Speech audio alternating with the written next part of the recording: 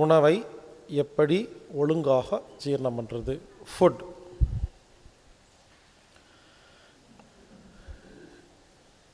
ஏற்கனவே பார்த்தோம், சாப்பாடு, தண்ணி, தூக்கம், மூச்சுக்காத்து, உழைப்பு, மனது 6 விஷயத்தை ஒழுங்கு பண்ணால் நமது ரத்தம் சுத்தமாகும்னு பார்த்தோம். இப்போது அதில் முதல் ஸ்டெப், உணவை எப்படி சாப்பிட்டா அதை நல்லபடியாக ஜீரணம் பண்ணுறதுன்னு இப்போ நாம் கற்றுக்க போகிறோம். அதில் ஒரு முக்கியமான விஷயம் என்னென்னா, முதல் பாயிண்ட், 3 மாதத்துக்கு ஒருக்கா கண்டிப்பாக பேதிக் சாப்பிடணும். என்னதான் ஒழுங்காக சாப்பிட்டாலும் வயிற்றுக்குள்ள பித்தம் குப்பையெல்லாம் தேங்கிரும், குடலில் நிறைய புழு பூச்சியெல்லாம் தங்கிரும். நல்லா புரிஞ்சுக்குங்க, என்னதான் ஒழுங்காக சாப்பிட்டாலும் 3 மாதத்துக்கு ஒருக்கா பேதிக் சாப்பிட்டா தான் சாப்பிட்ட சாப்பாடு உடம்புல ஒட்டும். பல பேர் பார்த்தீங்கன்னா, நான் நல்லா தாங்க சாப்பிட்றேன், எல்லாமே கரெக்டுங்க, ஆனால் உடம்புல தெம்பே இருக்காது. ஏன்னு கேட்டால், குடலில் புழு பூச்சி நிறையா இருக்கும், சாப்பிட்டே இருப்பாங்க. இந்த புழு பூச்சி சாப்பிட்டுட்டு மறுபடியும் சாப்பாடு கொடுன்னு கேட்டிருக்கோம். சில பேர் பாருங்கள், நிறைய சாப்பிடுவாங்க, உடம்புல தெம்பு இருக்காது. காரணம் இதுதான், பித்தம் ஓவர் ஆனாலும் புழுப்பூச்சி அதிகமானாலும் ஜீரணம் ஆகாது. அதனால் முதல் பாயிண்ட், 3 மாதத்துக்கு ஒருக்கா பேதிக் சாப்பிடணும். பேதிக் எப்படி சாப்பிடணுங்கிறத நம்ம ஏற்கனவே நல்லா விளக்கமாக பார்த்துட்டோம். அது பிரகாரம் சாப்பிடணும். சில பேர் நம்ம உட்கார்ந்துருக்கும் பொழுது இந்த மலம் போகிற இடத்துல ஏதோ புழு பூச்சி நெளிகிற மாதிரி சில நேரத்தில் சில பேர்த்துக்கு ஒரு தோணும் இல்லைங்களா? அது தோணும் உள்ளேருந்து, நம்ம அதை பெருசாக கண்டுக்க மாட்டோம். அதுதாங்க எல்லா பிரச்சனையும் பண்ணிகிட்ருக்கு. ஸோ ஃபஸ்ட்டு பாயிண்ட், 3 மாதத்துக்கு ஒருக்கா கண்டிப்பாக பேதிக் சாப்பிடணும். 2வது பாயிண்ட், பல பேர் நினச்சிட்ருக்கிறாங்க, நான் உணவை எப்படி சாப்பிட்ணுன்னு சொல்லி கொடுப்பேன்னு சொன்ன உடனே இவர் இதெல்லாம் சாப்பிடுங்க, இதெல்லாம் சாப்பிட வேண்டாம்னு சொல்லுவார்னு. இல்லை, என்ன வேணாலும் சாப்பிட்லாம். பல பேர்த்துக்கு சந்தோஷம், ஆஹா இந்த மாதிரி வைத்தியத்துக்கு நாங்கள் போகவே இல்லை, சூப்பர் வைத்தியங்க, கேட்குறக்கே குழுகுலுன்னு இருக்கு. ஒருவேளை கொஞ்சமாக சாப்பிட்ணுன்னு சொல்லுவீங்களா? இல்லை, எவ்வளோ வேணாலும் சாப்பிட்லாம். ஓ, அது வேறையா? ஆமாங்க, என்ன வேணாலும் சாப்பிட்லாம், எவ்வளோ வேணாலும் சாப்பிட்லாம், மனசுக்கு பிடிச்ச மாதிரி சாப்பிட்லாம், ஆசைதீர சாப்பிட்லாம், எல்லாத்துக்கும் ஒரே சந்தோஷம். ஆஹா, இந்த மாதிரி ஒரு தெரப்பிக்கு நாங்கள் போனதே இல்லையே, வர்றேன், கடைசியாக வர்றேன். ஒரே ஒரு கண்டிஷன் என்ன தெரியுமா? பசி எடுத்தால் தான் சாப்பிடணும்.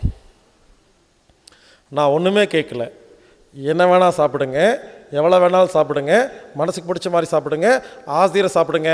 ஒரே கண்டிஷன், பசி எடுத்தால் மட்டுமே சாப்பிட வேண்டும். பசின்னா என்ன? பசின்னா என்னன்னா, வாயு வயிறு குடலில் ஜீரண சுரப்பி எல்லாம் சுரந்துட்டு எல்லாம் ரெடியாகி, ஹலோ இப்போ சாப்பிடுங்க, நீங்கள் சாப்பிட்ற சாப்பாட்டில் நல்ல சர்க்கரை, நல்ல கொழுப்பு, நல்ல புரோட்டீனை நான் தயார் பண்ணி ரத்தத்தில் கலக்கிறேன் அப்படின்னு வயிறு உடம்பு நம்மக்கிட்ட சொல்கிற பாஷைக்கு பேர் தான் பசி. புரிஞ்சுக்கங்க, பசி எடுத்து சாப்பிட்டா மருந்து, பசி இல்லாமல் சாப்பிட்டா அது ஒரு சாதாரண உணவு, அவ்வளோதான். புரிஞ்சுக்குங்க, பசி எடுத்து சாப்பிட்டா நல்லது, பசி எடுக்காமல் சாப்பிட்டா நல்லது இல்லை. இந்த இடத்துல ஒரு முக்கியமான விஷயம் சொல்கிறேன். நான் இதுக்கு முன்னால் நிறையா பேசின வீடியோவெல்லாம் பார்த்துருப்பீங்க. அதில் பசி எடுத்து சாப்பிட்டா மருந்து, பசி இல்லாமல் சாப்பிட்டா குப்பை, விஷம், நோயின்னு பேசியிருப்பேன்.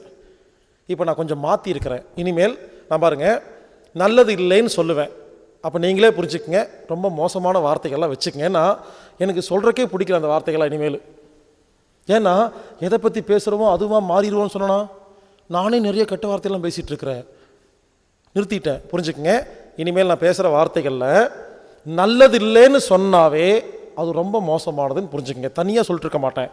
அதனால் நல்லா புரிஞ்சுக்குங்க, பசி எடுத்து சாப்பிட்டா மருந்து, பசி இல்லாமல் சாப்பிட்டா நல்லது கிடையாது. அதனால் இனிமேல் யாராக இருந்தாலும் பசி எடுத்து சாப்பிடுங்கள். இதைத்தான் திருவள்ளுவர் சொன்னார். மருந்தன வேண்டாவாம் யாக்கைக்கு அருந்தியது அற்றது போற்றி உணேன். அவர் என்ன சொல்றாரு? மருந்து பாருங்க, யாக்கைன்னா உடம்பு. திருவள்ளுவர் சொல்றாரு உடம்புக்கு மருந்து மாத்திரை வேண்டாங்க. எப்போ? பசி எடுத்து சாப்பிட்டா போதும். சாப்பிட்டு ஜீரணமாகி மறுபடியும் பசி எடுத்து சாப்பிட்டீங்கன்னா உங்களுக்கு மருந்து மாத்திரையே வேண்டான்னு திருவள்ளுவர் சொல்றாரு. அதனால தயவு செய்து புரிஞ்சுக்குங்க. செகண்ட் பாயிண்ட், பசி எடுத்தாதான் சாப்பிடணும். டிவி, பேப்பர், இன்டர்நெட்ல எல்லாம் நேரத்துக்கு ஒழுங்கா சாப்பிடுங்க, நேரத்துக்கு ஒழுங்கா சாப்பிடுங்கன்னு கத்துறாங்கல்ல. இந்த கூட்டத்தில் எத்தனை பேருங்க நேரத்துக்கு ஒழுங்கா சாப்பிட்றீங்க? யாரெல்லாம் நேரத்துக்கு ஒழுங்கா சாப்பிட்றீங்களோ உங்களுக்கு எல்லா பிரச்சனையும் வரும். இங்க பாருங்க, நேரத்துக்கு ஒழுங்கா சாப்பிட்றதுங்கிறது வேற, பசி எடுத்து சாப்பிட்றதுங்கிறது வேற. ரெண்டுக்கு நிறைய வித்தியாசம் இருக்கு. அதை புரிய வைக்கிட்டா, ஒரு வீட்டில் ஒரு அம்மா என்ன பண்ணுறாங்க, காலையில் 8 மணிக்கு 5 இட்லி சாப்பிட்றாங்க. எந்த வேலை வெட்டிக்கும் போகிறதில்ல. பெரிய பணக்கார வீட்டம்மா, எல்லா வேலைக்கும் ஆள் இருக்காங்க, மெய்டு வேலைக்கு ஆள். உட்காந்துட்டு டிவி பார்க்குறாங்க. ஒரு 11 மணிக்கு சொந்த பந்தங்கள் உட்காந்துட்டு சக்திக்கு ரேஷ்மிக்கு சண்டை உட்காந்துட்டு அழுதுட்டு இருக்காங்க. அப்புறம் பொம்மலாட்டம், வெள்ளை தாமரை, பொண்ணு ஊஞ்சல். அதில் சுரேஷ் போய் கொடுமைப்படுத்துகிறான் அந்த நந்தினியை, உட்காந்து அழுதுட்டு. அதுக்கப்புறம் வள்ளி வேற வந்துருச்சு. 2:30 மணி ஆகி போச்சு. டைம் பார்க்குறாங்க, ஐயோ 2:30 மணி ஆகி போச்சா, மதிய சாப்பாட்டை மறந்தே போயிட்டேன்ட்டு ஓடி போய் எடுத்து அள்ளி அள்ளி கொட்டிக்கிறீங்களே, அதான் மறந்து போச்சல், அப்புறம் சோத்து பார்க்க போகிறீங்க. புரிஞ்சுக்குங்க, 2:30 மணி டைம் ஆச்சு. பட் பசிச்சுதா? இல்லை. அப்போ பசி எடுக்கல என்ன அர்த்தம்? காலைல சாப்பிட்ட இட்லி இன்னும் ஜீரணமாகலைன்னு அர்த்தம். நல்ல சக்கரை நல்ல கொழுப்பா இன்னும் மாறலைன்னு அர்த்தம். புதுசாக ஜீரணத்துக்கு சுரப்பிகள் சுரக்கலைன்னு அர்த்தம். இப்போ டைமை மட்டும் பார்த்துட்டு மதிய சாப்பாடு சாப்பிட்டா இந்த சாப்பாடு ஜீரண சுரப்பிகளே இல்லையா? அப்போ ஒழுங்கா ஜீரணமாகாம கெட்ட சக்கரை கெட்ட கொழுப்பா போய் எல்லா வியாதியும் உண்டு பண்ணுமா? ஏற்கனவே சாப்பிட்ட இட்லியும் கெடுத்துருமா? புரிஞ்சுக்கங்க, நமக்கு ஆரோக்கியம் கெட்டு போறதுக்கு அடிப்படை காரணம் என்னன்னா, பசி இல்லாம சாப்பிட்ற ஒவ்வொரு வாய் சாப்பாடும். அதனால டைம் பார்த்து சாப்பிடாதீங்க, பசி எடுத்தா சாப்பிட்டா போதும். இன்னொரு வீட்டில் இன்னொரு அம்மா என்ன பண்றாங்க, காலைல 8 மணிக்கு 5 இட்லி சாப்பிட்றாங்க. மாடு மாறி மாங்குன்னு எல்லா வேலையும் செய்கிறாங்க. ஒரு 11 மணிக்கு கபகபான்னு பசிக்குது, உடம்பு கேட்குது. இவங்க என்ன பண்ணுறாங்க, டைமை பார்த்துட்டு 11 மணி தான் ஆச்சா, நான் 2 மணிக்கு தான் சாப்பிடுவேன், ஏன் லஞ்ச் டைம் 2 மணின்னு வெயிட் பண்ணிட்டு இருந்தா அதுவும் நல்லது கிடையாது. ஏன்? 11 மணிக்கு பசிக்குது, வயிறு கேட்குதா இல்லையா, சாப்பிட்டுன்னு சொல்லி சாப்பிட்டு போக வேண்டியதானே. இப்போ 11 மணிக்கு பசி எடுத்து 2 மணிக்கு சாப்பிட்டா 12, 1, 2 3 மணி நேரம் டிலேவா, லேட்டா? அப்போ 3 மணி நேரத்தில் அந்த ஜீரண சுரப்பிகள்லாம் நீர்த்து போயிருக்குமா? யோசிச்சு பாருங்க, இதுவும் தப்பு தானே. என்ன சொல்ல வரேன்னா, நல்லா கேட்டுக்குங்க, பசி எடுத்தா சாப்பிடணுங்கிறதா உண்மையே தவிர இனிமேல் நேரமே பார்க்காதீங்க. பசி எடுத்து சாப்பிடாம இருந்தாலும் நல்லதில்லை, பசி எடுக்காம சாப்பிட்டாலும் நல்லது கிடையாது. அதனால இனிமேல் இங்க பாருங்க, வாட்சுக்கும் டைமுக்கும் சாப்பாட்டு டைமுக்கும் சம்பந்தமே கிடையாதுங்க. எப்ப பசிக்குதோ அப்பதான் சாப்பிடணும். ஒரு முறை சாப்பிட்டா மறுபடியும் அடுத்த பசி வரைக்கும் காத்திருக்கணும். இதுதான் சாப்பாட்டு சாப்பிட்ற முறை. அதனால எல்லாரும் நல்லா கவனிங்க. 2வது முக்கியமான பாயிண்ட், இனிமேல் பசி எடுத்தால்தான் சாப்பிடணும். இங்க பாருங்க, இந்த மாதிரி மேடையில் உட்காந்து மைக்கு பிடிச்சி பேசுறது ரொம்ப ரொம்ப சுலபம், செய்யறது கஷ்டம் தெரியும். ஒரு கம்பெனியில் வேலை செய்கிறீங்க, 1 மணிக்கு போயிட்டு 2 மணிக்கு வான்னு சொல்ல போகிறாங்க லஞ்ச் டைம். அப்போ போய் எனக்கு பசி இல்லை சார், நான் சாப்பிட மாட்டேன் அப்படின்னு சொன்னால் வேலையை விட்டு துரத்தி விட்ருவாங்க. ஒரு காலேஜ் ஸ்கூலில் படிக்கிற குழந்தைகள் இருக்குது, 12 மணிக்கு போயிட்டு 1 மணிக்கு வான்னு சொல்கிறாங்களா லஞ்ச் டைம், சாப்பிட்டு தான் ஆகணும். அதை விடுங்க, பசி எடுத்தாதான் சாப்பிடணும்னு சொல்கிற நம்ம கிளாஸ்லேயே இன்னைக்கு 1:30 மணிக்கு போயிட்டு 2:30 மணிக்கு வாங்கன்னு சொல்ல போகிறேன். உங்களுக்கு பசி இருக்கோ இல்லையோ சாப்பிட்டு வந்து தான் ஆகணும், நானும் சாப்பிட்டு வந்து தான் ஆகணும். புரிஞ்சுக்குங்க, ப்ராக்டிக்கல் டிஃபிகல்ட்டி இருக்குது, நடைமுறையில் சில சிக்கல் இருக்குது, நான் ஒத்துக்கிறேன். பட் அதுக்கு உடம்பெல்லாம் ஒத்து வராது, உடம்புக்கு தெரியாது, அது ரூல்ஸ் தான். புரிஞ்சுக்குங்க, நான் என்ன சொல்ல வரேன்னா, ஒரு நாளைக்கு 3 நேரம் சாப்பிட்றோமா, மாதம் 90 முறை சாப்பிட்றோமா, 90 முறையும் பசி எடுத்து சாப்பிடுங்கன்னு சொல்ல வரல, அது ரொம்ப கஷ்டம், முடியாது, எனக்கு தெரியும். நான் என்ன சொல்கிறேன், மாதத்தில் 10 முறை பசி எடுத்து சாப்பிட்டாவே ஆரோக்கியம் கிடைக்கும். இனிமேல் என்ன பண்ணுங்க, எப்பப்பெல்லாம் முடியுதோ அப்பப்பெல்லாம் பசி எடுத்து சாப்பிடுங்க. உதாரணமா நீங்கள் ஒரு கம்பெனி முதலாளி, சரிங்களா? நீங்கள் டைம் பார்த்து சாப்பிட்ணும், நினச்சா சாப்பிட்லாமா இல்லையா? ஒரு கடை வச்சுருக்கீங்க, பின்னால் வீடு இருக்குது, நினச்சா சாப்பிட்லாமா இல்லையா? நீங்கள் டைம் பார்த்து சாப்பிட்ணும். அதை விடுங்க, நிறைய லேடிஸ் இருக்கீங்க, வீட்டில் இருக்கிறவங்க, ஹோம் பேக்கர், சரிங்களா, ஹவுஸ் ஒய்ஃப், நீங்கள் எங்கே டைம் பார்த்து சாப்பிட்ணும்? உங்கள் டைம் உங்கள் கண்ட்ரோல் இருக்கா இல்லையா? உண்மையிலேங்க இந்த ஹவுஸ் ஒய்ஃப் எல்லாம் நம்ம டெக்னிக்கை அற்புதமாக ஃபாலோ பண்ணி சௌக்கியமாக இருக்கலாங்க. இங்கே பாருங்க, ஹவுஸ் ஒய்ஃப் மாதிரி ஒரு சந்தோஷமான வாழ்க்கை உலகத்தில் கிடையவே கிடையாதுங்க. யாரோ சம்பாரிச்சு வந்து கொடுக்குறாங்க, சாப்பிட்டு டிவி பார்த்துட்டு சும்மா இருக்கிறது என்ன உங்களுக்கு? இப்போ எனக்கெல்லாம் அந்த மாதிரி கிடைச்சா வீட்டோட மாப்பிள்ளை போய் செட்டில் ஆயிருவேன் போயிட்டு.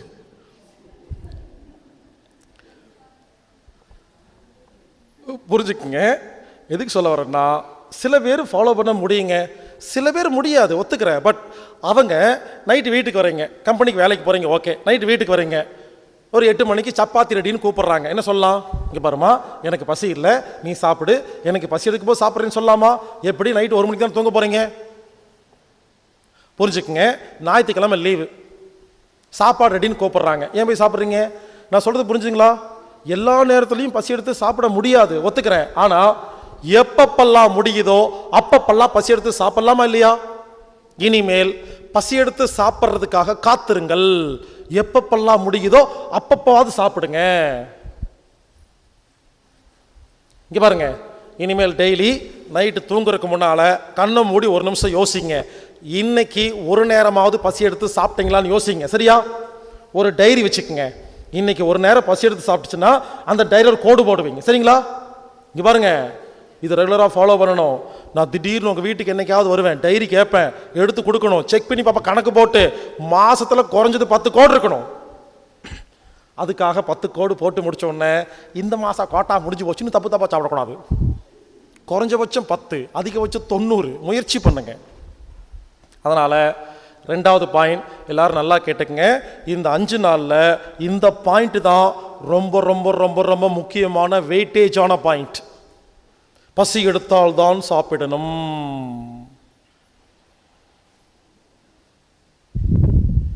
பசித்து புசின்னு சொன்னாங்களா இல்லையா? அதனால இனிமேல் பசி எடுத்தா சாப்பிட்றதுக்கு முயற்சி பண்ணுங்க. இதில் ஒரு காமெடி என்னன்னா, நான் ஒவ்வொரு நாளும் ஒவ்வொரு ஊர்லேயும் போய் பசி எடுத்தா சாப்பிடுங்க, பசி எடுத்தா சாப்பிடுங்கன்னு பிரச்சாரம் பண்ணுறேன். பேசி முடிச்சுட்டு வீட்டுக்கு போன உடனே என்னுடைய மெயில் ஐடிக்கு நிறைய மெயில் வருது. எப்படி தெரியுமா வருது? சார் பசி எடுத்து சாப்பிடுங்க, பசி எடுத்து சாப்பிடுங்கன்னு சொல்லி நீங்கள் கத்துறீங்களே, can you please define what is mean by பசி? சில பேர் அனுப்புகிறாங்க. சில பேருக்கு பசி தெரியலையாமா. உள்ள விட்டுக்கிட்டே இருந்தால் எப்படி தெரியும்? Stop the nonsense. உள்ள விட்டுக்கிட்டே இருக்க வேண்டியது, அப்புறம் எப்படி பசி தெரியும்? வெக்கம் இல்லாமல் ஒரு பேர் ஃபோன் பண்ணி, சார் அந்த பசின்னா எப்படி இருக்கும்? யாருக்காவது தெரியலையா? எங்கள் வீட்டுக்கு வாங்க, ஒரு ரூமில் பூட்டி வச்சிருவேன், 7 நாளைக்கு தண்ணி மட்டும் தான் கொடுப்பேன், சோறே கொடுக்க மாட்டேன். ஐயோ அம்மா பசிக்குதுன்னு கத்துவீங்க, இப்போ தெரிஞ்சு போச்சா போன்னு துரத்தி விட்டுருவேன். உண்மையிலேங்க இப்பெல்லாம் யாருக்குமே பசியே தெரியல, அது என்னன்னு கேட்குறாங்க. அந்த அளவுக்கு நம்ம வாழ்ந்துட்டு இருக்கிறோம். புரிஞ்சுக்குங்க, பசி எடுத்தால் சாப்பிடணும். இது ரொம்ப ரொம்ப ரொம்ப முக்கியமான ஒன்று. இங்கே பாருங்க, இதை கோட்டை விட்டுட்டு இதுக்கப்புறம் நிறைய பாயிண்ட் சொல்லுவேன், அதெல்லாம் ஃபாலோ பண்ணி பிரச்சனை ஒன்றும் பெரிய விஷயம் இல்லை. இதுதான் வெயிட்டேஜ் அதிகம். 3வது பாயிண்ட், சாப்பிடும் பொழுது எச்சில் கலந்து சாப்பிடணும். எச்சில் கலந்த சாப்பாடு மருந்து, எச்சில் கலக்காத சாப்பாடு உடம்புக்கு நல்லது கிடையாது. எச்சில் இருக்கு இல்லையா, அதில் ஏகப்பட்ட என்சைம் இருக்குது. இது என்ன பண்ணுது? சாப்பாட்டில் உள்ள மூலக்கூறுகளை, கார்போஹைட்ரேட், புரோட்டீன், விட்டமின் இருக்கு இல்லையா, அந்த மூலக்கூறுகளை பிரிப்பது எச்சில் தாங்க. உண்மையிலே சொல்ல போனால் எச்சில் தான் ஜீரண உறுப்புங்க, வாய் தான் ஜீரண உறுப்புங்க. நான் கேட்குறேன், வாய் மட்டும் நம்ம கண்ட்ரோல் இருக்கு இல்லையா? வயிறு நம்ம கண்ட்ரோல் இருக்கா? குடல் கண்ட்ரோல் இருக்கா? அப்போ இங்கே ஒழுங்காக ஜீரணமானால் தானே அங்கே ஒழுங்காக ஜீரணமாகும். வயிற்றில் யாராவது ஜீரணம் பண்ணுறதுக்கு இன்ஸ்ட்ரக்ஷன் கொடுக்குறோமா? அது ஆட்டோமேட்டிக் நடக்குதா? ஆனால் வாய் நம்ம கண்ட்ரோல் இருக்கா? நல்லா கேட்டுக்குங்க, உணவும் எச்சிலும் கலந்தா எச்சில்ல டைலின் அமிலேஸ்னு ஒரு என்சைம் இருக்கு, அதுதான் சர்க்கரையை நல்ல சர்க்கரையாக மாற்றுற என்சைம். யாரெல்லாம் எச்சில் கலந்து சாப்பிட்றீங்களோ நல்ல சர்க்கரை, சர்க்கரை நோய் குணமாயிரும். யாரெல்லாம் எச்சில் கலக்காமல் சாப்பிட்றீங்களோ கெட்ட சர்க்கரை, சர்க்கரை நோய் வரும், சர்க்கரை நோய் குணமாகாது. புரிஞ்சுக்குங்க. இது வரைக்கும் எப்படி சாப்பிட்ருப்போம்? எல்லாரும் வாயை பாருங்க. எப்படி சாப்பிடுவோம்?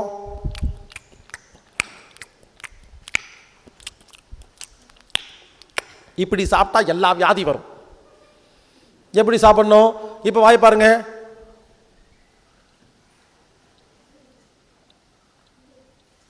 அதுக்கும் இதுக்கு என்ன வித்தியாசம்? முதல்ல சாப்பிடும் பொழுது உதட்ட பிரித்து மென்ன, இப்போ உதட்ட மூடி மெல்றனா?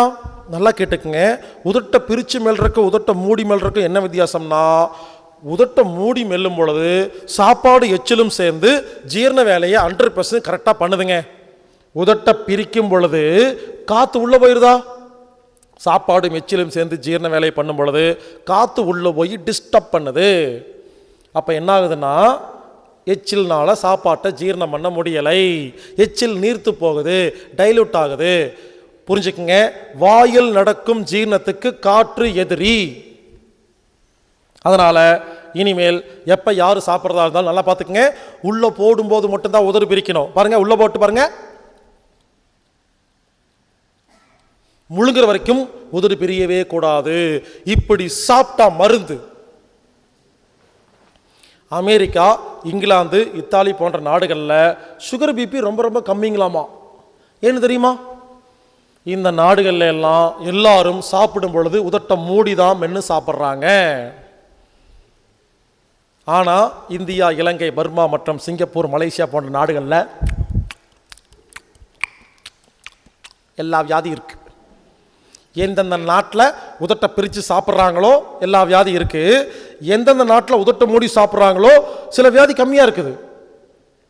உடனே நினச்சிக்காதீங்க, அப்போ அமெரிக்கா, இங்கிலாந்து, இத்தாலி எல்லாம் ரொம்ப புத்திசாலி நாடுகளாம், நாமெல்லாம் முட்டால் நினச்சிக்காதீங்க. அமெரிக்கா, இங்கிலாந்து, இத்தாலியில் நம்ம ஊரில் என்ன பேசிக்கோ, 2 பேரும் மீட் பண்ணிட்டா அப்புறம் உனக்கு சுகர் இருக்கா, பிபி இருக்கான்னு பேசிக்குமா. ஆனால் அமெரிக்கா, இங்கிலாந்து, இத்தாலியில் 2 பேரும் மீட் பண்ணிட்டா சுகர் பிபி பற்றி பேச மாட்டாங்க. எல்லாமே லூசு பசங்க, மென்டலுங்க, எல்லாம் சைக்காட்டிக் நோய். 2 பேரும் மீட் பண்ணா நீ என்ன மென்டலு, ஓ நீ அந்த மென்டலா, நான் இந்த மென்டல். அங்கெல்லாம் மென்டல்னு சொல்கிறது பெருமை. நமக்கு சுகர் பிபி சொல்கிற மாதிரி அங்கே போய் பாருங்க, எல்லாமே சைக்காட்டிக் மாத்திரை சாப்பிட்டு உட்காந்துருப்பாங்க. அங்கே உதட்ட மூடி சாப்பிட்றதுனால உடம்பு ஸ்ட்ராங்கு, மனசு வீக்கு. நமக்கெல்லாம் உடம்பு வீக்கு, மனசு ஸ்ட்ராங்கு. இப்படி மற்ற நாடுகளில் சுகர் பிபிக்கு எவ்வளோ மருந்து மாத்திரை செலவாகுதோ அதை விட பல மடங்கு சைக்காட்டிக் மாத்திரைகள் மேற்கத்திய நாடுகளில் வியாபாரம் நடந்துட்டுருக்கு. நீ நினைக்கிற மாதிரி அவங்களும் நம்மளும் பெரிய புத்திசாலி முட்டாள் அப்படியெல்லாம் கிடையாது, எல்லாரும் முட்டாள் தான். மருந்து மாத்திரை கம்பெனி அமெரிக்கா, இங்கிலாந்து, இத்தாலின்னு பிரிக்கிறதெல்லாம் கிடையாது. எல்லா நாட்டிலையும் வியாபாரம் பண்ணுது. உனக்கு எது வீக்கு அதுக்கு சப்ளை பண்ணுது. இப்படி அமெரிக்கா, இங்கிலாந்து, இத்தாலி, ஸ்காட்லாந்து போன்ற நாடுகளில் எல்லாருமே சைக்காட்டிக் மாத்திரை சாப்பிட்ருக்காங்களா? அதே மாதிரி இந்தியா, சிங்கப்பூர், மலேசியாலையும் எல்லாம் ஒழுங்காக இருக்கிறாங்க. அவங்க மனசையும் கெடுக்கிறதுக்காக என்ன தெரியுமா பண்ணுறாங்க? சினிமாக்கள் மூலியமாக, டிவி, பேப்பர், இன்டர்நெட் மூலியமாக நமது மனதையும் கெடுத்து சைக்காட்டிக் நோய்களை உருவாக்கிட்டு வராங்க. அதை பற்றி சொல்லிட்டா, 3 படம் வந்துச்சு இல்லையா, தனுஷ் நடித்த படம். யோசிச்சு பாருங்க, அந்த படமெல்லாம் ஒரு படம். அந்த படத்தில் அந்த கதை இருக்கா இல்லை, பார்த்தீங்களா இல்லையா? அது அவ்வளோ நல்ல படமா? ஆனால் எவ்வளோ விளம்பரம் பண்ணாங்க, டிவி, பேப்பர், இன்டர்நெட்டில் 3 படத்தை பற்றி விளம்பரம் பண்ணாங்களா இல்லையா? புரியல. பைபோலர் டிஸார்டர் அப்படிங்கிற ஒரு சைக்காட்டிக் நோய்க்கு மருந்து தயாரிக்கிற கம்பெனி அந்த நோயை பற்றி பிரச்சாரம் பண்ணுறக்காக கோடிக்கணக்காக பணம் கொடுத்து எடுக்கப்பட்ட படம். அந்த படம் பார்க்கும்போது தெரியும். இப்பெல்லாம் பாருங்க, எல்லாம் லூசு படமாகவே வந்துட்டு இருக்கும். பார்த்தீங்களா? முற்பொழுதும் உன் கற்பனைகள், ஆறாகளம், நடுவில் கொஞ்சம் பக்கத்தை காணும், நான் சிவப்பு மனிதன், எல்லா படத்துலையும் பாருங்க ஒரு நோயை பற்றி பிரச்சாரம் பண்ணுறாங்கன்னு புரியல. ஏங்க, நான் 8 வருஷமா உட்காந்து யோசிச்சு பாருங்க, சின்ன பையன் 8 வருஷமா உட்காந்து எத்தனை நாட்டுக்கு போய் மாங்குன்னு டெய்லி 8 மணி நேரம் கத்திட்டு இருப்பனாமா, இவங்க யாருக்குமே தெரியாதாமா. புரிஞ்சுதா? இதே ஒரு படத்தில் இந்த விஷயத்தை சிம்பிளாக சொல்லியிருந்தா இந்நேரம் உலகமெல்லாம் ரீச் ஆயிருக்குமா இல்லையா? சொல்கிற கேளுங்க. எல்லா மருந்து மாத்திரை கம்பெனி என்ன பண்ணுறாங்கன்னா, டிவி, பேப்பர், இன்டர்நெட்டை கையில் வச்சுருக்காங்க. இவங்க என்ன பண்ணுறாங்க, இவங்க பிரச்சாரத்துக்காக பயன்படுத்திட்டு இருக்கிறாங்க. நம்ம ஊரில் இருக்கிற நடிகைகள், இந்த அரசியல்வாதிகள், டைரக்டர்கள் என்ன பண்ணுறாங்க, அவங்ககிட்ட காசு வாங்கிட்டு நோய்களை பிரச்சாரம் பண்ணுறதுக்காக ஊடகமாக பயன்படுத்திட்டு இருக்கிறாங்க. அதனால தான் நல்ல விஷயம் எதுவுமே வரமாட்டேங்குது. புரிஞ்சுக்குங்க, ரொம்ப சிம்பிளாக சொல்கிறேன். இப்போ இருந்து ஒழுங்காக மனசு வச்சுக்கோங்க, இல்லைன்னா உங்களுக்கு சைக்காட்டிக் நோய் சொல்லி மாத்திரை கொடுத்துருவாங்க. இப்பெல்லாம் போங்க, எந்த ஹாஸ்பிட்டல் போய் ஒரு நோய் வந்து எல்லா ஸ்கேன் ரிப்போர்ட் எடுத்து ஒன்றுமே சரியில்லை, எல்லாமே ஒழுங்காக இருக்குன்னு வச்சுங்களேன், கடைசியாக டாக்டர் சொல்லுவார் எல்லாமே ஒழுங்காக இருக்குது, ஐ திங்க் உங்களுக்கு மனசில் தான் ப்ராப்ளம் போல் இருக்கு, அங்கே போங்கன்றவாங்க. எல்லாமே ஒழுங்காக இருந்தால் மென்டல்ன்றாங்க. உண்மையில் இங்கே பல பேர் மாத்திரை சாப்பிட்டு உட்காந்துருக்குறாங்க. அவங்க சொல்கிறாங்க ஸ்கேன் பண்ணி பார்த்தங்க எல்லாமே கரெக்டாக இருக்குது, அப்புறம் உங்களுக்கே தலைவலி வருது, I think it's kind of அப்படின்னு சொல்லி ஒரு பேர் வச்சு, என்னமோ சோமியா மீமியா சேமியான்னு ஒரு பேர் வச்சு ஏதோ ஒரு பேர் வச்சுருவாங்க, நோய், சைக்காட்டிக் நோய். ஸோ புரிஞ்சுக்குங்க, உதட்டை மூடி சாப்பிட்டா மருந்து, உதட்டை பிரித்து சாப்பிட்டா நல்லதில்லை. அதனால் இனிமேல் எல்லாரும் எப்போ சாப்பிட்டாலும் எதை சாப்பிட்டாலும் உதட்டை மூடி மெல்லுங்க. பல பேர் யோசிக்கிறீங்க, உதட்டை மூடி சாப்பிட்டா லேட்டாகும் போல் இருக்குன்னு நினைக்கிறீங்களா? கிடையாது, சீக்கிரம் சாப்பிட்றலாம், டைம் கம்மி தான் ஆகும். ஒன்று பண்ணுங்க, இன்றைக்கி நைட்டு போய் ஒரு சப்பாத்தி எடுத்து வாயில் போடுங்க, உதட்டை பிரித்து மெல்லுங்க, 40 முறை மெல்லுங்க. 40 முறை மென்னதுக்கப்புறம் வாய்க்குள்ளே பாருங்கள், சப்பாத்தி சப்பாத்தி மாதிரியே இருக்கும், ஒன்றுமே ஆயிருக்காது. இதே சப்பாத்தியை வாயில் போட்டு உதட்ட மூடி 4 முறை மெல்லுங்க, சப்பாத்தி கூழ் மாதிரி ஆயிரும். இப்போ சொல்லுங்கள், 4 முறை மென்று சப்பாத்தியாக இருக்கிறதா, 40 முறை மென்று சப்பாத்தியாக இருக்கிறது நல்லதா, 4 முறை மென்று கூழாக மாத்திரம் நல்லதா? உதட்ட மூடி மெல்லுங்க, கொஞ்சமாக மென்னா போதும். உதட்டை பிரித்து 40 முறை மெல்றதை விட உதட்டை மூடி 4 முறை மென்றது சிறப்பு. அப்போ டைம் கம்மியாகும் அதிகமாகுமா? கம்மியாகும். என்ன முதல்ல ரொம்ப நாளுக்கு அப்புறம் ஆரம்பிக்கிறீங்களா? இன்னைக்கு போய் யாராவது முதல்ல உதட்டை மூடி மென்று சாப்பிட்டீங்கன்னா ஒரு சின்ன சிக்கல் வரும், தாடை நல்லா வலிக்கும் ஒரு 4 நாளைக்கு. ஏன்? 45 வருஷமாக இல்லாத புது பழக்கம், சில பேர்த்துக்கு 60 வருஷமாக இல்லாத புது பழக்கம். அப்போ வலிக்குமா இல்லையா? அதுக்கு பயந்து விட்டுறாதீங்க. ஏன்னா இது நீங்கள் இது வரைக்கும் வாழ்க்கையில் முன்ன பின்ன உதட்ட மூடி சாப்பிட்டதே கிடையாது. பாருங்க, இந்த சைக்காட்டிக் நோயை பற்றி சொன்ன இல்லைங்களா, அமெரிக்காவில் இப்போ இருக்கிற எல்லா ஸ்கூல்லையும் ஒரு கொஸ்டின் பேப்பர் கேட்குறாங்களாமா. ஒரு கொஸ்டின் பேப்பருக்கு குழந்தைகிட்ட ஆன்சர் கேட்குறாங்களாமா. பாருங்கள் எவ்வளோ கொடுமைன்னு. எல்லா ஸ்கூல்லையும் போய் இருக்கிற குழந்தையெல்லாம் உட்கார வச்சு ஒரு பேப்பர் கொடுக்குறாங்களாமா, 21 கேள்வி. அந்த குழந்தை ஏபிசின்னு பதில் இருக்குமாமா, அதை டிக் பண்ணுமாமா. குழந்தைங்க ஸ்கூலில் டிக் பண்ணி முடித்தோடனே அதை எடுத்துகிட்டு வந்து அதுக்கு மார்க் போட்டு, அதில் யார் கம்மியாக மார்க் வாங்குறாங்களோ அவங்களுக்கு மன ரீதியாக பாதிச்சிட்டாங்கன்னு சொல்லி அந்த கொஸ்டின் பேப்பர் பார்த்தங்க, மிரண்டு போயிட்டுங்க. கேவலமாக இருக்குது எல்லா கேள்வியும். அம்மா அடித்தா அழுவியா, இது ஒரு கேள்வி. அதுக்கு ஏபிசி, சிரிப்பேன் அழுவேன் கத்துவேன், இப்படி ஏதாவது கேள்விங்க கேவலமா.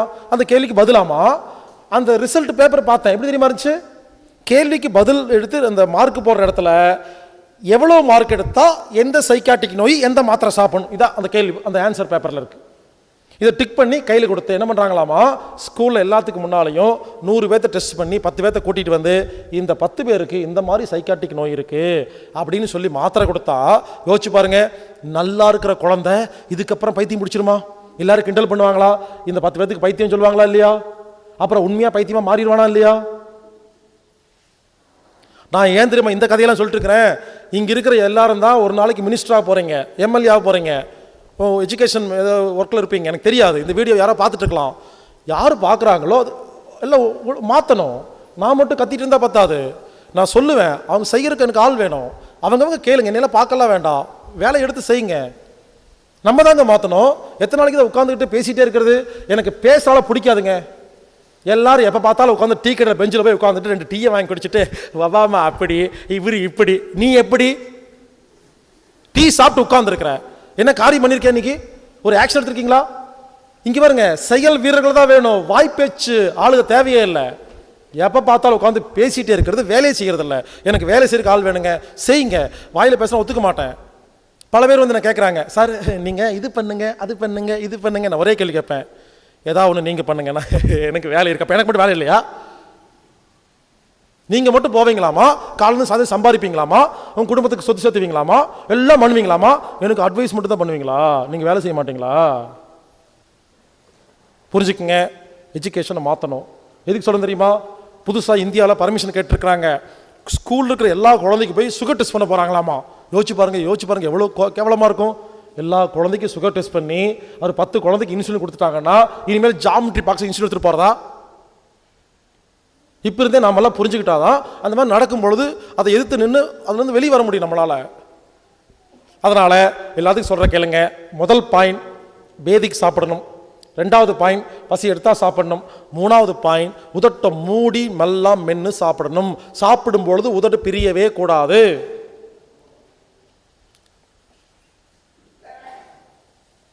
ஒவ்வொரு மீட்டிங்லையும் உதட்டை மூடி சாப்பிடுங்கன்னு சொல்கிறேன்னா, இதுக்கு சில பேர் மெயில் அனுப்புகிறாங்க கேள்வி. சார் உதட்ட மூடி சாப்பிடுங்க, உதட்ட மூடி சாப்பிடுங்கன்னு சொன்னீங்களே, சாப்பிடும் போது மட்டும் உதட்ட மூடினா போதுமா, நடுவில் சாப்பிட்ற வடபோண்டாவுக்கு உதட்ட மூடணுமா? இது என்ன கேள்வி? எல்லாத்துக்கும் உதட்ட மூடணும். சில பேர் இந்த நடுவில் சாப்பிட்ற வடபோண்டா பஜ்ஜி எல்லாம் இன்கம் டேக்ஸில் கணக்கு காட்டுறதே இல்லை. காலையில் இது வரைக்கும் சாப்பிட வேண்டியது, ஆஃபீஸ் போய் உட்கார வேண்டியது 10 மணிக்கு, கவர்மெண்ட் ஆஃபீஸ் பெரிய பெரிய ஆஃபீஸில் உட்கார வேண்டியது. இந்த கம்ப்யூட்டர் இன்ஜினியர்கள் உட்காந்துட்டு கை மட்டும்தான் வேலை, டிங் டிங் டிங்னு 1 மணி நேரம் வேலை. இப்போ என்ன ஜீரணம் ஆயிடுச்சு? அதுக்குள்ளே 11 மணி வந்துடும். அந்த எல்லா ஆஃபீஸ்லேயும் டீ போண்டா பஜ்ஜி கொடுப்பாங்க. கொண்டு வந்து ஒரு டீ ஒரு போண்டா வச்சா இது சண்டை வேற. ஏய் நான் சீனியர், 2 போண்டா வை. அதை எடுத்து மொச்சுன்னு சாப்பிட்றது. எதுக்கு சாப்பிட்றோம், ஏன் சாப்பிட்றோன்னு தெரியல. அப்புறம் 12 மணி வந்துடும். ஒரு ஃப்ரெண்ட் ஒருத்தர் வருவார். சார் எக்ஸ்கியூஸ் மீ சார், மேனேஜர்ட்ட சார் ஃப்ரெண்டு வந்திருக்காரு, கொஞ்சம் வெளியே போயிட்டு வந்துடுறேன். எங்கே போவீங்க? கேன்டீன் போவீங்க. அங்கே போய் என்ன பண்ணுவீங்க? 2 முட்டை பப்ஸ் எடுத்து திங்க வேண்டியது. எதுக்கு திங்கிறோம், ஏன் திங்கிறோன்னு தெரியல. அதுக்குள்ளே 1 மணி ஆயிரும். அப்புறம் 3 அடுக்கு கேரியர் பாக்ஸை ஓப்பன் பண்ணி அதில் மொச்சுன்னு சாப்பிட வேண்டியது. நோய் வருமா வராதா? உண்மையிலங்க அந்த காலத்தில் தாத்தா பாட்டி கேட்டு பாருங்க, சோறு கிடைக்காம நமது பரம்பரை செத்து போயிருக்காங்க தெரியுங்களா? இப்போ தின்னே செத்து போயிட்டு இருக்கோம். எதுக்கு திங்கிறோம், ஏன் திங்கிறோம் தெரியல. கிடைச்சா திங்க வேண்டியது. இதில் காமெடி என்னன்னா, எல்லாரும் ஃபோன் பண்ண வேண்டியது. ஹலோ ஹீலர் பாஸ்கரா நீங்கள்? சார் உங்கள் வீடியோவெல்லாம் நான் பார்த்துருக்கேன், உங்கள் ப்ரோக்ராமெல்லாம் வந்திருக்கிறேன். எனக்கு ஒரு சின்ன நோய் இருக்குது, என்ன சாப்பிட்டா சரியாக போகும்? அப்பவும் பாருங்க திங்கிறதுலே தான் இருக்குதுங்க. திங்கிற நிறுத்தினா சரியாக போகும். கேட்கும் போதே எதை சாப்பிட்டா சரியாக போகும், கம்மி பண்ணணும். உண்மையிலேங்க நம்ம முன்னாள் பரம்பரை இருக்கு இல்லையா, அவங்களுக்கு சோறு கிடைக்காதனால இப்போ எல்லா வீட்டுக்கு போய் பாருங்க, நமக்கு சாப்பாடு போடுறதாங்க சந்தோஷம் அவங்களுக்கு. ஏன்னு கேட்டால் பரம்பரை போன பரம்பரையில் சாப்பாடு கிடைக்கல. அப்போ அந்த ஜீன்ஸ் டிஎன்ஏ ஆரண்டு இருக்கு இல்லையா, அதில் நமக்கு சாப்பாடை வச்சு பார்க்கணுன்னு ஆசைப்பட்டு கொஞ்சம் அதிகமாயிருச்சு. அதனால் தயவுசெய்து புரிஞ்சுக்குங்க, எது சாப்பிட்டாலும் உதட்ட மூடி தான் சாப்பிடணும். அடுத்தது, சாப்பிடும் பொழுது நமது கவனம், எண்ணம், அவேர்னஸ், அட்டென்ஷன் சாப்பாட்டில் இருக்கணும். சாப்பிடும் பொழுது இட்லி, தோசை, பொங்கல், சப்பாத்தின்னு அதை கவனிச்சுட்டே சாப்பிடணும், நினச்சிட்டே சாப்பிடணும். சாப்பிடும் பொழுது சாப்பாட்டில் கவனம் இல்லாமல் மூளைக்கு வேற ஏதாவது வேலை கொடுத்தோம்னா, டிவி, சீரியல், குடும்பம், பிஸ்னஸ்ஸு, கவலை, டென்ஷன் ஏதாவது வேலை கொடுத்தா சாப்பாடு ஜீரணம் ஆகாது. ஏன் புரிஞ்சுக்குங்க, நாம் எதை பற்றி நினைக்கிறோமோ அது சம்மந்தப்பட்ட சுரப்பியெல்லாம் சுரக்குங்க. சில பேர் இருக்காங்க சாப்பிடும் பொழுது இட்லி, தோசை, பொங்கல். நம்ம மச்சானுக்கு பிஸ்னஸ் பண்ணுறேன்னு சொல்லி 2 லட்ச ரூபா கடை வாங்கிட்டு போனால் திருப்பி கொடுக்கவே இல்லை, ரொம்ப நாள் ஆச்சு, இவளை பார்த்தா இது கண்டுக்கிற மாதிரியெல்லாம் தெரியல, இந்த குடும்பமே வாங்கினா தராது போல் இருக்கு அப்படின்னு நினச்சிட்டே சாப்பிட்டீங்கன்னா சாப்பாடு ஜீரணமாகாது. யாரெல்லாம் சிரிச்சிங்களோ உங்கள் மச்சானுக்கு காசு கொடுத்துட்டு வரலன்னு அர்த்தம். உங்கள் மச்சான் மட்டும் இல்லை, உலகத்தில் எந்த மச்சானும் திருப்பி தரவே மாட்டாங்க, கொடுக்காதீங்க, வராது. புரிஞ்சுக்குங்க, இது சாப்பாடு சாப்பிட்டு இருக்க பொழுது மச்சான் பற்றி யோசிக்கிறது, பொண்ணுரங்க சக்தி கூட சேர்ந்தானா இல்லையான்னு யோசிக்கிறது, இப்படி ஏகப்பட்ட பிரச்சனையை பற்றி யோசிச்சுட்டே சாப்பிட்டீங்கன்னா சாப்பாடு ஜீரணம் ஆகாது. நான் பல இடங்களில் பல கேரக்டர் பேசுவேன், அதெல்லாம் நாடகத்தில் வர்றது. சில பேர் குழம்பிடாதீங்க, யார் இந்த பொண்ணுரங்கன்னு. யாருக்கு பொண்ணுரங்க தெரியலையோ நீங்கள் ரொம்ப நல்லவங்க, டிவி சீரியல் பார்க்காதவங்க தான் நல்லவங்க தான். புரிஞ்சுக்குங்க, இப்படி சாப்பிடும் பொழுது நமது மூளை வேற எதை பற்றியாவது யோசிச்சா ஏன் தெரியுமா ஜீரணமாகாது? நல்லா கேட்டுக்குங்க, நாம் எதை பற்றி யோசிக்கிறோமோ அந்த சுரப்பையெல்லாம் சுரக்கும். உதாரணத்துக்கு இங்கே பாருங்க, இப்போது நான் ஒன்று பண்ணுறேங்க, ஒரு பொருளை காமிக்கிறேன் சரியா? லட்டு, எல்லோரும் பாருங்கள், லட்டு கற்பனை பண்ணுங்க, கை லட்டு இருக்குன்னு வச்சுங்களேன், லட்டு எல்லோரும் பாருங்கள், கை லட்டு இருக்குது. ஓகே, இன்னைக்கு 1:30 மணிக்கு நீங்களாம் சாப்பிட போகிறீங்க இல்லையா? உங்கள் எல்லாத்துக்கும் ஒரு லட்டு கொடுக்க போகிறேன். எல்லோரும் யோசிங்க, கற்பனை பண்ணுங்க, நினச்சி பாருங்க. இங்கே பாருங்க, இது லட்டுன்னு கிடையாது, நாம் கொடுக்க போகிறதும் கிடையாது. ஆனால் லட்டுன்னு சொன்னோன்னா பல பேர்த்துக்கு எச்சில் ஊறிச்சா. ஏன் ஊறிச்சு? புத்தியில் லட்டுன்னு சொன்ன உடனே இந்த புத்தி என்ன பண்ணுது, லட்டை ஜீரணம் பண்ண வேண்டிய என்சைமையெல்லாம் சுரக்க விடுதுங்க. ரெக்கார்டு இருக்குது. இப்போ நான் சொல்கிறேங்க, வேற ஒரு பொருள் காட்டுறேன். எல்லாரும் பாருங்க, வேற ஒரு பொருள் காட்டுறேன். இதை நீங்க முன்ன பின்ன பார்த்ததே இல்லை, சரியா? இனிப்பான ஒரு பொருள், சரியா? ப்ளூவா இருக்கு, கற்பனை பண்ணுங்க. ப்ளூவா இனிப்பா குண்டா ஒன்று இருக்குது. இது நீங்க முன்ன பின்ன பார்த்ததே இல்லை. நான் லண்டன்ல இருந்து வாங்கிட்டு வந்திருக்கேன், சரியா? யாருமே பார்த்ததில்லை. இதுக்கு பேர் சியா முய்யா கையா முய்யான்னு வச்சுக்கோங்களேன். இப்போ சொல்றேன், 1:30 மணிக்கு எல்லாத்துக்கும் சியா முய்யா கையா முய்யாங்கிற ஒரு பொருளை கொடுக்க போறேன். யாருக்காவது எச்சில் ஊருமா? புத்தி மட்டும்தான் வேலை செய்யும். அது என்னது சியா முய்யா கையா முய்யா, ப்ளூவா வட்டமாக இருக்குது, இது இனிக்குமா கசக்குமா, இப்படி யோசிப்புமே தவிர எச்சில் ஜீரண சுரப்பி சுரக்காதா? ஏன்? ரெக்கார்டு கிடையாது. இன்னைக்கு 1:30 மணிக்கு உங்களுக்கு எல்லாம் சியா முய்யா கொடுத்து நீங்கள்லாம் சாப்பிட்டு பார்த்துட்டீங்கன்னா, நாளைக்கு மத்தியானம் எடுத்து சியா முய்யா கையா முய்யான்னு சொன்னோன்னே எச்சில் சுரந்துடும். ஏன்? ரெக்கார்டு கிரியேட் ஆகுது, புரிஞ்சுக்குங்க. அப்போ இட்லி தோசை சப்பாத்தின்னு நினைக்கும் பொழுது ஏற்கனவே ரெக்கார்டு இருக்கா, அது ஓப்பன் ஆகி ஜீரண சுரப்பிகளை சுரக்க வைக்குது. அதனால அடுத்த பாயிண்ட் என்னன்னா, சாப்பிடும் பொழுது முழு கவனமும், அவேர்னஸ், மனசு, அட்டென்ஷன் சாப்பாட்டில் இருக்கணும். நல்லா கேளுங்க, உணவில் கவனம் வச்சா ஜீரணமாகும். சாப்பிடும் பொழுது வேற ஏதாவது யோசிச்சா ஜீரணமாகாது. இன்னொரு விஷயம், எதை பார்த்து நிறைய எச்சில் சுரக்குதோ அதெல்லாம் கெட்ட பொருள்.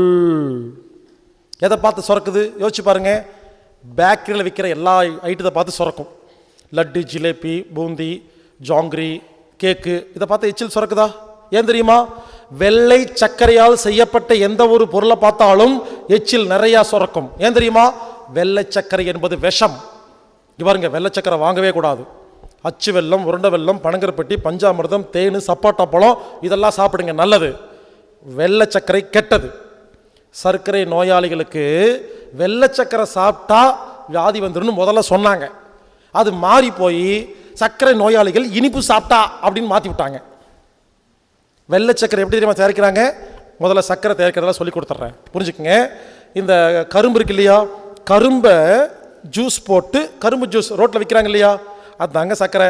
இந்த கரும்பு ஜூஸ் எடுத்து என்ன பண்ணுவாங்கன்னா, ஒரு குண்டால கொட்டி எரிப்பாங்க. கரும்பு ஜூஸ் சூடாக எரியும் பொழுது அதுக்குள்ளே கருப்பு கருப்பாக அந்த அழுக்கெல்லாம் இருக்கு இல்லையா, அதெல்லாம் வரும் தனியாக.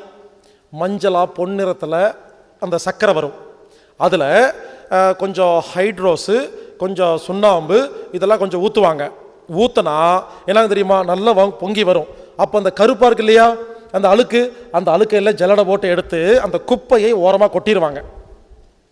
இந்த தகன்னு பொன்னிறமாக எரியுது இல்லையா கரும்பு பாகு, அதை எடுத்து அதை கொண்டு போய் அச்சில் ஊற்றினா, அச்சு வெல்லம், அதை கீழே ஊற்றி வெள்ளை கலர் துணியை, பருத்தி துணியை கையில் மாட்டிட்டு பச்சை தண்ணியில் கையை நினச்சி அதை எடுத்து உருண்டையாக மாற்றினா உருண்டை வெல்லம்.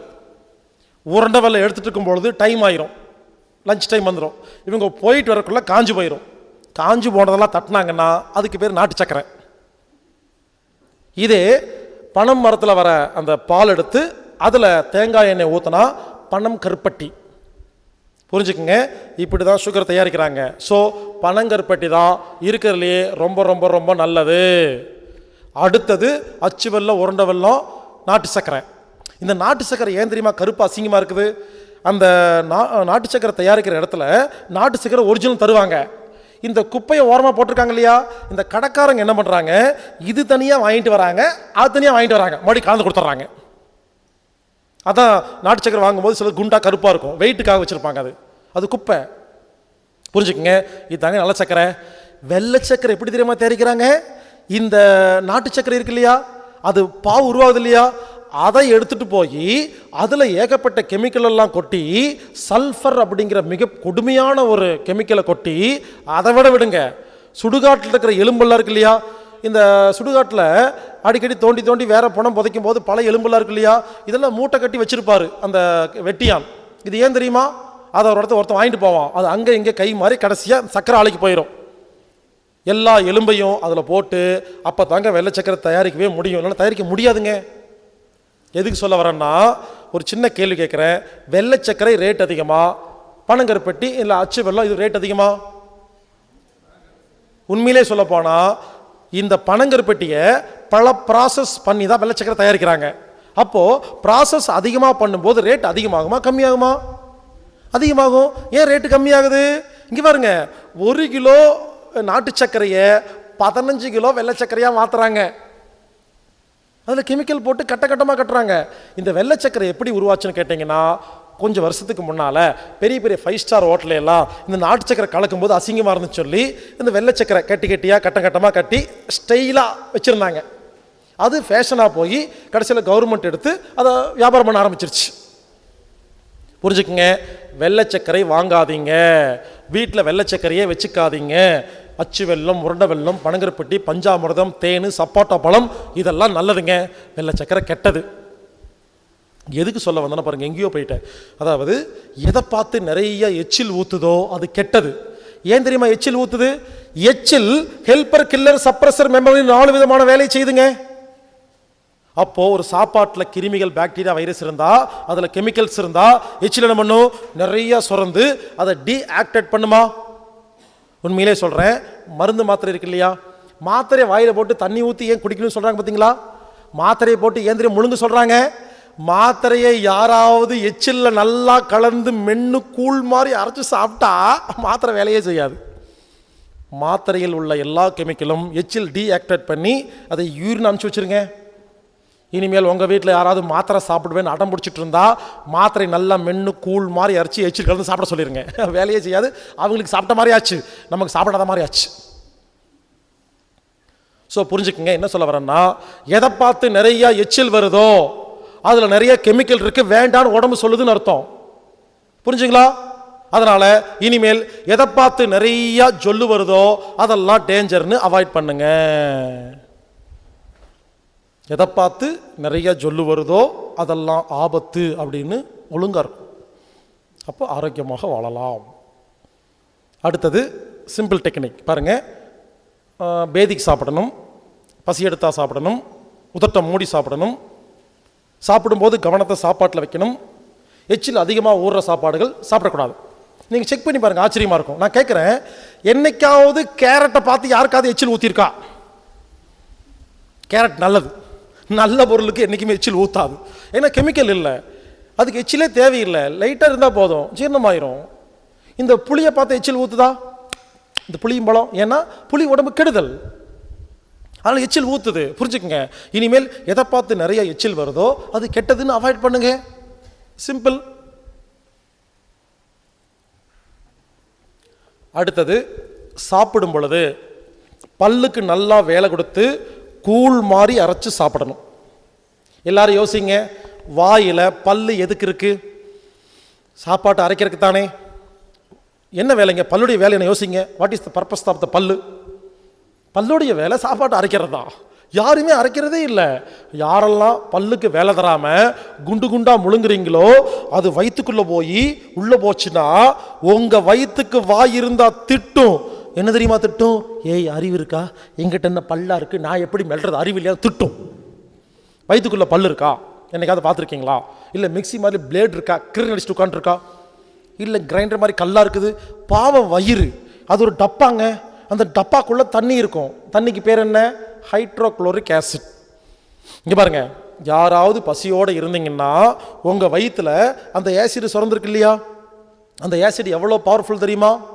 இங்க பாருங்க, ஒரு வேளை இப்போ யாராவது பசியோடு இருந்தீங்கன்னா உங்கள் வயிற்றில் இருக்கிற அந்த ஆசிட் எடுத்து கையில் ஊற்றினா கை ஓட்டையாயிருங்க, இந்த வாட்சில் ஊற்றினா வாட்ச் ஓட்டையாயிருங்க, மைக்கில் ஊற்றினா மைக் ஓட்டையாயிருங்க, இரும்பு டேபிளில் ஊற்றினா இரும்பு டேபிளே ஓட்டையாயிரும். அவ்வளவு கான்சென்ட்ரிக் ஹைட்ரோக்ளோரிக் ஆசிட் தான் வயிற்றில் சுரக்குதுங்க. உடனே பல பேர் யோசிப்பீங்க, இரும்பவே உருக்கிற ஆசிட் இறைப்பைய ஓட்டுறாதா? இப்படி தோணும். நல்ல கேள்வி. இறைப்பை இருக்கு இல்லையா, அந்த செவுரு, அதுக்கும் இந்த ஆசிடுக்கும் நடுவில் மியூக்கஸ்னு ஒரு சளி படலம் இருக்கும். இந்த சளி படலம் தான் ஆசிடை இறைப்பையை தொடாம பாதுகாக்குது. அல்சர்னு சொல்றாங்க இல்லையா? அல்சர் ஏன் வருதுன்னு தெரியுமா? நல்லா பசி எடுத்துருச்சு, ஆசிட் திறந்துருச்சு, நீங்க சாப்பிடல, நீங்க டைம் பார்த்து சாப்பிட்ற ஆள், பசி எடுத்து சாப்பிட்ற ஆள் கிடையாது. அப்ப என்ன ஆகும்? ஒரு 11 o'clock, ஒரு 11 மணிக்கு பசிக்குது, நீங்க 2 மணிக்கு சாப்பிட்றீங்க. அப்ப என்ன ஆகும்? 11 மணிலேருந்து 2 மணி வரைக்கும் இந்த ஆசிட் இருக்கு இல்லையா, என்ன பண்றது, எதை சாப்பிட்றதுன்னு தெரியாம இந்த மியூக்கஸை சாப்பிட ஆரம்பிப்புங்க. இப்படி பசி எடுத்து சாப்பிடாம யாரெல்லாம் இருக்கிறீங்களோ அந்த மியூக்கஸை சாப்பிட்டு சொரிஞ்சு ஒரு நாள் இறைப்பையில குண்டூசியில 100ல் 1 மடங்கு சின்ன ஓட்டை போட்டு இந்த ஆசிட் இறைப்பை தொடுது இல்லையா, அப்பத்தான் இறைப்பை பொசுங்கி போயிடும், புண்ணு வந்துடும், அதுக்கு பேர் தான் அல்சர். புரிஞ்சுக்குங்க. எல்லாரும் சொல்லுவாங்க நேரத்துக்கு சாப்பிடுங்க அல்சர் வராதுன்னு சொல்லுவாங்களா? நேரத்துக்கு சாப்பிட்டா அல்சர் வரும், பசி எடுத்து சாப்பிட்டா அல்சர் வராது. ரெண்டுக்கு நிறைய வித்தியாசம் இருக்குங்க. அதனால தயவுசெய்து புரிஞ்சுக்குங்க. வயிற்றுல ஆசிட் தான் இருக்கு. எல்லாரும் நல்லா கவனிங்க. வயிற்றுக்குள்ள ஒரு 40 வாய், பொதுவாக ஒரு 40 வாய் சாப்பிட்றோமா? ஹலோ, அப்ராக்சிமேட்டாக சொல்கிறேன், நோட் பண்ணி வைக்காதீங்க. சுமார் 40 வாய் சாப்பிட்றோமா? 40 வாயை ஜீரணம் பண்ணுறதுக்கு வயிற்றில் ஆசிட் சுரந்துருதா? நல்லா கேட்டுக்குங்க. நாம் என்ன பண்ணுறோம், முதல் 4 வாய் சாப்பாடும் பொழுது ஒழுங்காக மெல்றது இல்லையா? குண்டு குண்டாக முழுங்கிடுறோமா? நல்லா கேளுங்க. 40 வாயை ஜீரணம் பண்ண வேண்டிய ஆசிடை முதல் 4 வாய் போய் தீர்த்துருதுங்க. ஏன்னா முதல் 4 வாய் பல்லுக்கு வேலை தரலையா? எங்க பல்லுக்கே வேலை தரலைன்னா வயிறு எவ்வளோ கஷ்டப்பட்டு ஜீரணம் பண்ணணும். இவ்வளோ பெரிய பல்லு, நல்லா ஸ்ட்ராங்காக கூழ் மாதிரி இறக்கிறதுக்கு பல்லு இருந்து இதுவே வேலை செய்யல, வயிறு எப்படி வேலை செய்யும்? நல்லா புரிஞ்சுக்குங்க. நாமெல்லாம் ஏன் தெரியுமா உயிரோடு இருக்கிறோம்? முதல் 4 வாய் சாப்பாடு தான் ரத்தமாக மாறுது. 4 வாய் சாப்பாடு 40 வாய் சாப்பாட்டை ஜீரணம் பண்ண வேண்டிய ஆசிடை முடிச்சு விடுதா? இப்போ 4 வாய் சாப்பாடு ரத்தமாக மாறி உள்ள போயிருச்சா? வயிற்றுல ஆசிட் இல்லையா? நாம் என்ன பண்ணுறோம், இருக்கிற மிச்சம் இருக்கிற 36 வாய் எடுத்து கொட்டிக்கிறோமா? அது பொத்து பொத்துன்னு உள்ள உழுகுதா? ஆசிடே இல்லையா? என்ன ஆகுது? தொப்பை வந்துடுது, உடம்பு குண்டாயிருது. அப்புறம் என்ன பண்ணுவோம், தொப்பை வந்து விட்டது, உடம்பு குண்டாயிருச்சுன்னு வாக்கிங் போவோம். 4 கிலோமீட்டர் போய் வாக்கிங் போயிட்டு, ரேஸ் கோர்ஸில் போய் வாக்கிங் போயிட்டு வந்து உட்காந்து, அப்பாடா இன்னைக்கு ரொம்ப தூரம் வாக்கிங் போயிட்டுன்னு ஒரு கடையில் வந்து உட்காந்து 2 முட்டை பப்ஸ் ஆர்டர் பண்ணி சாப்பிட்ருவோம். அப்புறத்துக்கு வாக்கிங் போகிறீங்க. இப்பெல்லாம் என்னைக்கு வாக்கிங் போகிறோமோ 2 சப்பாத்தி சேர்த்து சாப்பிட வேண்டியது, எல்லாம் கணக்கு டேலி ஆயிரும். இப்பெல்லாம் யாரும் வாக்கிங் போகிறதில்ல. லேட்டஸ்ட் டெக்னாலஜி டிவியில் காட்டுறாங்க ஒரு பெரிய மிஷின், அதை வாங்கி வயிற்றுல கட்டிக்க வேண்டியது. என்னங்க பண்ணுறீங்க? உடம்பு வந்துருச்சு, தொப்பை வந்துருச்சு, ஆடுற. எதுக்கு திம்பான, எதுக்கு ஆட வேணும்? திங்க வேண்டியது ஆட வேண்டியது, திங்க வேண்டியது ஆட வேண்டியது. மானங்கட்ட பொழப்பு. எதுக்கு திம்பான, எதுக்கு ஆடுவானே? திங்கிறத கம்மி பண்ணுறதில்ல, மிஷின் மட்டும் வாங்கி வச்சுக்க வேண்டியது. சில வீட்டில் போனால் 1 கோடி ரூபாய்க்கு மிஷின் இருக்கு. நடக்கிறது, ஓடுறது, உடுறது, கடிக்கிறது எல்லாத்துக்கும் மிஷின். இப்போ அது வாங்கி பூஜை வேற பண்ணுறது, அது ஓடுறதுக்குள்ள ஓடியாரு நின்றுட்டு இருக்கோம். ஆயுத பூஜை வஞ்சா மட்டும் எடுத்து சந்தனம் வச்சுட்டு மாடி எடுத்து வச்சிடுறது. புரிஞ்சுக்குங்க. இனிமேல் ஓட வேண்டாம், ஒடியார வேண்டாம், குதிக்க வேண்டாம், வைப்ரேட்டர் போட்டு ஆட வேண்டாம். ரொம்ப சிம்பிளாக சொல்கிறேன். அதாவது உடம்பு வரக்கும் தொப்பை வரக்கும் என்ன காரணம்னா பல்லுக்கு வேலை கொடுக்காதது தான் காரணம். இங்கே பாருங்க, உங்களுக்கு உடம்பு வருதுன்னு அதிகமாக சாப்பிட்றீங்களா கம்மியாக சாப்பிட்றீங்களாங்கிறது கிடையாது. நான்வெஜ்ஜா வெஜ்ஜாங்கிறது கிடையாது. தக்காளி சாப்பாடா தயிர் சாப்பாடாங்க கிடையாது. 7 சப்பாத்தியா 4 சப்பாத்தியா கிடையாது. புரிஞ்சுக்குங்க. உடம்பு வரக்கு ஒரே காரணம் பல்லுக்கு வேலை கொடுக்காம முழுங்கிறது தான். சில பேர் ஒல்லியர் பார்த்துருக்கீங்களா? சில பேர் ஒல்லியா இருப்பாங்க, நிறைய சாப்பிடுவாங்க, சமுதாயத்தில் கெட்ட பேர், வென முடிச்ச உடம்புன்னு சொல்லுவாங்க. அதெல்லாம் ஒன்றும் இல்லை, ஒழுங்காக சாப்பிட்ருக்காங்க. நீங்கள் தப்பாக சாப்பிட்டு குண்டாயிட்டு அவங்களே திட்டுறீங்க. சில பேர் நான் காலையில் ஒரே ஒரு சப்பாத்தி தாங்க சாப்பிடுவேன், நல்ல குண்டாக இருப்பாங்க. ஒரு சப்பாத்தியை முழுங்குனா குண்டு, 10 சப்பாத்தியை மென்று சாப்பிட்டா ஒல்லி. இங்கே பாருங்க, எவ்வளவு சாப்பிட்றோன்னு முக்கியம் இல்லை, எப்படி சாப்பிட்றாங்கிறதா முக்கியம். இனிமேல் யாராவது வெயிட்டு கம்மியாகணும்னா வழக்கமாக 4 சப்பாத்தி சாப்பிடுவீங்களா? இனிமேல் 8 சப்பாத்தி சாப்பிடுங்க, வெயிட்டு கம்மியாயிரும். 4 சப்பாத்தியை முழுங்கினா குண்டு, 8 சப்பாத்தியை மென்று கூழ் மாதிரி அரைச்சி சாப்பிட்டா ஒல்லி. உலகத்தில் யாருமே இது வரைக்கும் இந்த மாதிரி சொன்னதே இல்லைங்க. இனிமேல் வெயிட்டு கம்மி பண்ணணும்னா நிறையா சாப்பிட்டு வெயிட்டு கம்மி பண்ணலாம். சாப்பிட்ற முறை தான் முக்கியம். அதனால் ரொம்ப சிம்பிளாக சொல்கிறேன், இனிமேல் யார் சாப்பிட்றதா இருந்தாலும் பல்லுக்கு நல்லா வேலை கொடுத்து கூழ் மாதிரி இறைச்சி முழுங்கிறதுக்கு முன்னால் வயிற்றுல பல்லு இல்லைன்னு தெரிஞ்சுட்டு முழுங்குங்க. ஏங்க, வாய்க்கு ஒரே ஒரு, பல்லுக்கு ஒரே ஒரு வேலை தானே, சாப்பாட்டை அரைக்கிற ஒரே ஒரு வேலை தானே, அதையும் கொடுக்கல. ஆனால் சாப்பாட்டை அரைக்கிற வேலையை பண்ணாமல் வேற ஒரு வேலையை பண்ணிட்டு இருக்கீங்க. அதை நிறுத்தணும். என்ன தெரியுமா? நாக்கு மேலே பல்ல போட்டு பேசுறது. அதை நிறுத்திட்டு சோத்து மேலே பல்ல போட்டு சாப்பிட்டா வம்பு சண்டை வராது, சாப்பாடு ஜீரணமா. அடுத்தது, சாப்பிட்றதுக்கு முன்னால் ஒரு அரை மணி நேரத்துக்கு தண்ணி குடிக்கக்கூடாது. சாப்பிடும் பொழுது குறுக்க தண்ணி குடிக்கக்கூடாது. சாப்பிட்டு முடித்த உடனேயும் தண்ணி குடிக்கக்கூடாது. சாப்பிட்டு முடிச்சு ஒரு அரை மணி நேரம் தண்ணி குடிக்கக்கூடாது.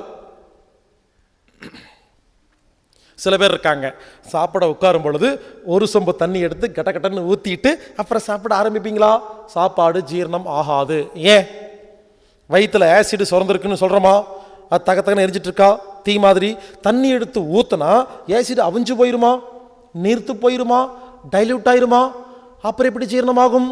அதனால் ஒரு விஷயம் ஞாபகம் வச்சுக்கோங்க, 2 மணிக்கு சாப்பிட்றதா இருந்தால் 1:30 மணிக்கு அப்புறம் தண்ணி குடிக்காமல் இருந்து பாருங்கள், சாப்பாடு நல்லா ஜீரணமாகும்.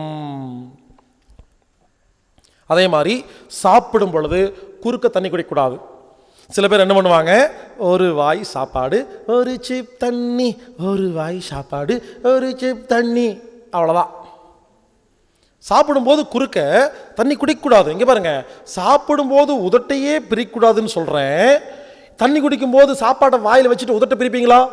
அப்போ தண்ணி உள்ள போய் என்ன பண்ணும்? சாப்பாட்டையும் கெடுத்துரும், எச்சிலையும் கெடுத்துரும். கொஞ்சம் அதிகமாக குடித்தா வயிற்றையும் கெடுத்துருமா? சாப்பிடும்போது குறுக்க தண்ணி குடிக்கிறது நல்ல பழக்கம் கிடையாது. இந்தியாவில் பரவாயில்லைங்க, நம்ம தண்ணி வச்சுக்கிறோம், கொஞ்சமாக தான் குடிக்கிறோம். இந்த சிங்கப்பூர், மலேசியா, இந்த மாதிரி துபாய் எல்லாம் போய் பாருங்க, ஒரே காமெடி. எல்லாரும் சாப்பிடும் பொழுது சாப்பாடு தண்ணியை பாருங்கள். தண்ணினா நம்ம ஊரில் தண்ணிங்கிறது பச்சை தண்ணி. சிங்கப்பூர், மலேசியாவில் பார்த்தீங்கன்னா தண்ணி அப்படின்னாவே காஃபி, கூல்ட்ரிங்க்ஸு, மைலோ, இந்த மாதிரி ஒரு ட்ரிங்க், சரிங்களா? எல்லாரும் சாப்பிடும் பொழுது இவ்வளோ பெரிய டம்ளரில் ட்ரிங்க் வாங்கி வச்சுக்கிட்டு ஒரு வாய் சாப்பாடு ஒரு சிப் ட்ரிங்க் சாப்பிட்டு தான் அப்படி தான் சாப்பிட்றாங்க. அதனால தான் இந்தியாவை விட சிங்கப்பூர், மலேசியா போன்ற நாடுகளில் நிறைய கிட்னி ஃபெயிலியருங்க. நாங்கள் போய் நிறைய கிட்னி ஃபெயிலியர். ஏன்னா சாப்பிடுவோம் தண்ணி குடிக்கிறாங்க.